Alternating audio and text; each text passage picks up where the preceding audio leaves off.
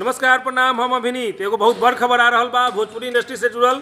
YouTuber मनी मेराज के finally बेल मिल गई बा। सोशल मीडिया के दुनिया ला एगो बहुत ही ब्रेकिंग न्यूज कि यूट्यूबर मनी मेराज के बेल मिल गई बा। बताते चली कि जल्द ही 2 से 3 दिन में वो बिहार में आ जाई हैं, काहे कि वो बंद बारे उत्तर प्रदेश यानी गाजियाबाद के जेल में। तब सोशल मीडिया पर उनकर फैन ला एगो बहुत ही बड़का खुशखबरी, उनकर तमाम चाहे वाला लोग ला एगो गुड न्यूज़ कि फाइनली एगो लंबा इंतजार के बाद यूट्यूबर मनी मेराज के बेल मिल गई बा। बताते चली कि मनी मेराज के वकील यानी कि पटना हाई कोर्ट के फेमस वकील शिवनंदन भारती जी फोन पर बतैले कि मनी मेराज का आज बेल मिल गई बा। ये तमाम खबर पर रउआ अपन एगो कमेंट ये वीडियो के कमेंट बॉक्स में जाके जरूर कमेंट करें।